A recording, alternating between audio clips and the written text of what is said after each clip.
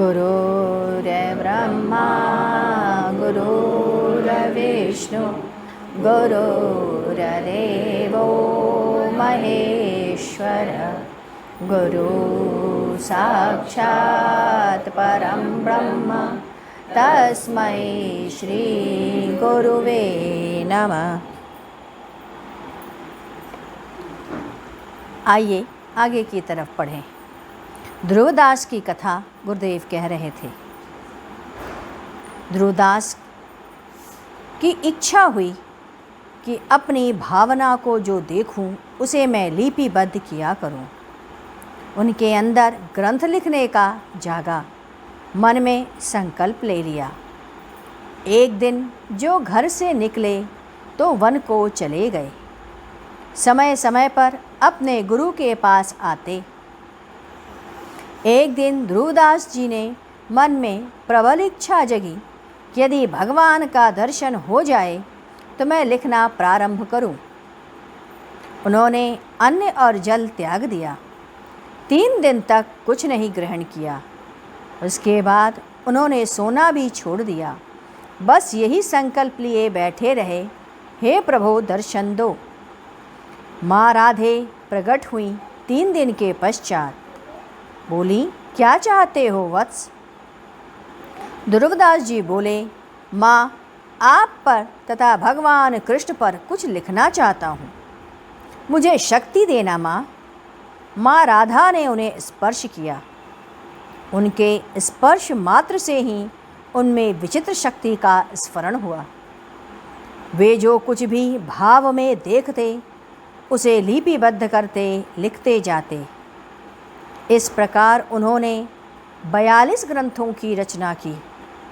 ध्रुवदास जी उसी वन में रहते और उनके आँखों से अश्रुपात होता रहता। माँ राधा का इंतज़ार करते, माँ आप कब आओगी? और उन्हीं के इंतज़ार करते करते उन्होंने प्राण त्याग दिए। बहुत ही कम उम्र में उन्होंने भगवान को पा लिया। आप जब तक साधन भजन नहीं करते तब तक आपको कुछ भी हासिल नहीं होगा। अतः आपको साधन भजन तो करना ही पड़ेगा। इसके बाद 20 मई सन 1994 आज गुरुदेव ने कहा, हम सभी माया के अंतर्गत ही हैं। माया 5 प्रकार की होती है। पहली शुद्ध माया, दूसरी अशुद्ध माया, तीसरी शुद्धाशुद्ध माया, चौथी महामाया और 5वां मायातीत। पहला शुद्ध माया। शुद्ध माया में हम आपका भला चाहते हैं, परोपकार करना चाहते हैं। यह जो शुद्ध माया है, शुद्ध माया सकारात्मक जीवन है। दूसरा अशुद्ध माया, दूसरे को पीड़ा देना। आप बैठे हैं और सोच रहे हैं, मौका मिले तो मैं इसको तोड़ के रख दूं। यह अशुद्ध माया है। अशुद्ध माया नकारात्मक माया है और नकारात्मक जीवन भी है। माया कुछ मिलना नहीं है। आप धन कमाते हैं, क्या मिल जाता है? एक स्थूल माया आप में और पैदा कर लिया। फिर तीसरा शुद्धाशुद्ध माया। मैं शांत हूँ, ईश्वर जो चाहेगा वह करेगा, मुझे क्या करना? दूसरे को देखकर आप में करुणा का भाव आ जाए, यह शुद्धाशुद्ध माया है। यह मूर्ति, पत्नी, बेटा, बहू, यह सब यह दृश्य है जो मैं देख रहा हूँ, ये शुद्धाशुद्ध माया ही है। इसके बाद चौथी महामाया। यह ब्रह्मांडी माया है। यह संसार पूरे ब्रह्मांड में माया फैला हुआ है। संपूर्ण जगत में जो भी क्रियाशील है या जो कार्य हो रहा है वह माया के द्वारा ही है, जो पूरे विश्व में फैला हुआ है। 5वां मायातीत। यह योग की अवस्था है। कोई मर गया, कोई बात नहीं। मकान गिर गया, कोई चिंता नहीं। तुम्हें 4 जूते लग गए, आप ज्यों के त्यों हैं। यह है मायातीत। मायातीत दशा आने पर आप ब्रह्म के अंदर प्रवेश करने की दशा में आ गए। आपके अंदर निरपेक्ष भाव, तटस्थ भाव, साक्षी भाव, असंग का भाव, अनासक्त का भाव यह आ जाए। यह दशा मायातीत है। आपको दर्द हो रहा है, आप कराह रहे हैं, किसी से कोई मतलब नहीं। यह सब मायातीत की दशा है। आप आचरण कीजिए और अंतर जगत में कोई भी चिंता मत करिए और ना उसे पालिए। गुरुदेव ने कहा, मोटी माया सभी त्याग देते हैं, लेकिन झीनी माया कोई नहीं त्यागता। मैं ब्रह्म हूँ, मैं अधिक सुंदर हूँ, यह सब माया ही तो है। जब तक माया रहेगी ब्रह्म दर्शन असंभव है।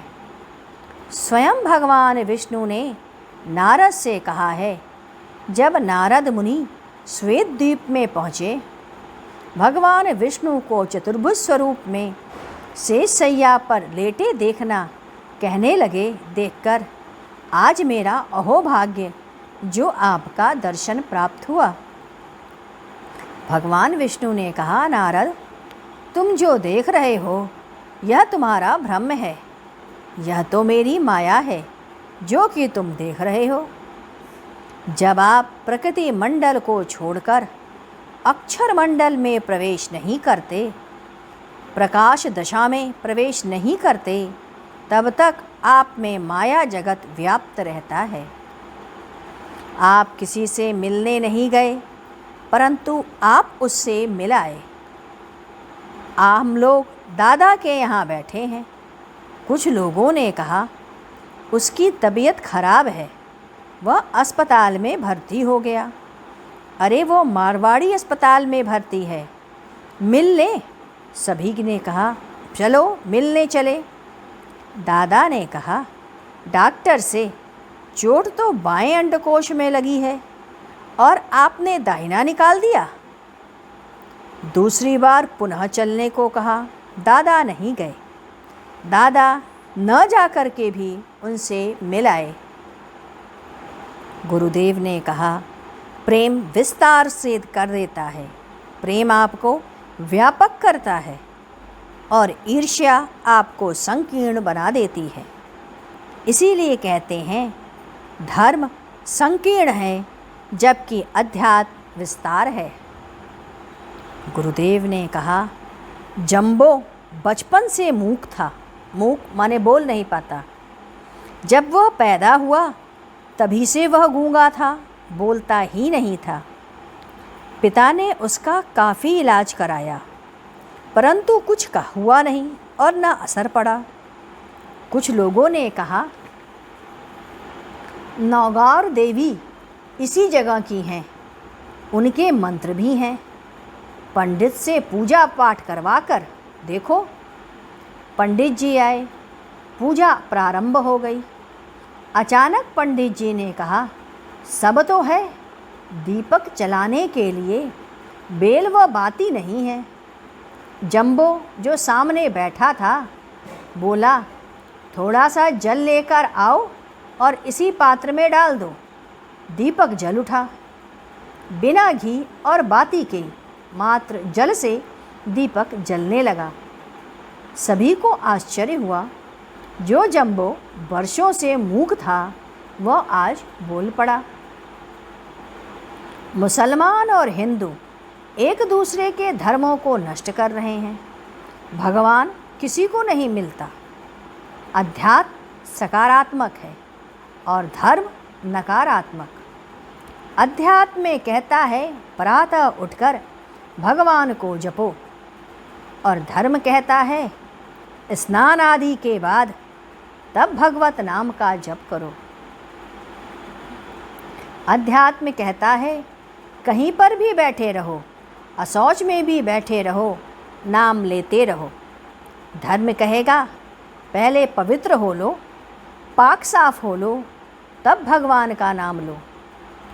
मुसलमान बाएं हाथ से माला फेरता है, हिंदू दाएं हाथ से। मुसलमान के माले बैर के हैं और गुठली के बनते हैं। हिंदुओं में विवाह एक पवित्र बंधन है, जबकि मुसलमानों में वह एक कॉन्ट्रैक्ट है, एक संविदा है। कबूल है, कबूल है, कबूल है, बाद में नहीं चाहते तो तलाक है, तलाक है, तलाक है। और हमारे यहाँ यह एक पवित्र धर्म है।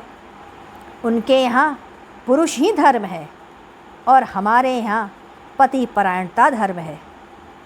उनके यहाँ पुरुष कब छोड़ दे कोई नहीं जानता, जबकि हमारे यहाँ प्रियता हो, सरलता हो, नाजुकता हो, वह धर्म है। कांच की तरह है, इसे संभाल के रखो, यह आगे के जन्मों तक साथ देगा। यह हमारा धर्म है। वह जुड़ता नहीं, एक बार जो जुड़ गया, यह पतिव्रता धर्म है। यदि गिर गए तो शास्त्र कहता है हजारों बार कोशिश करोगे लेकिन फिर उठ नहीं पाओगे। कांच का शीशा यदि गिर गया तो फिर वह नहीं जुड़ता, उसमें दरार रह जाती है, उसे लौटाया नहीं जा सकता। यह हम कहते हैं। आइए गुरु वंदना करें। ओम गुरु, ओम गुरु, ओम गुरुदेव। जय गुरु, जय गुरु, जय गुरुदेव। ओम गुरु, ओम गुरु, ओम गुरुदेव। जय गुरु, जय गुरु, जय गुरुदेव। ओम गुरु, ओम गुरु, ओम गुरुदेव।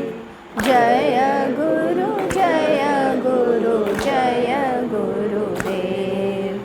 ओम गुरु, ओम गुरु, ओम गुरुदेव। जय गुरु, जय गुरु, जय गुरुदेव।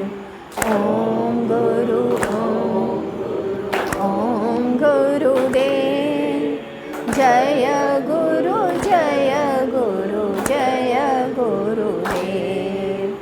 ओम गुरु, ओम गुरु, ओम गुरुदेव।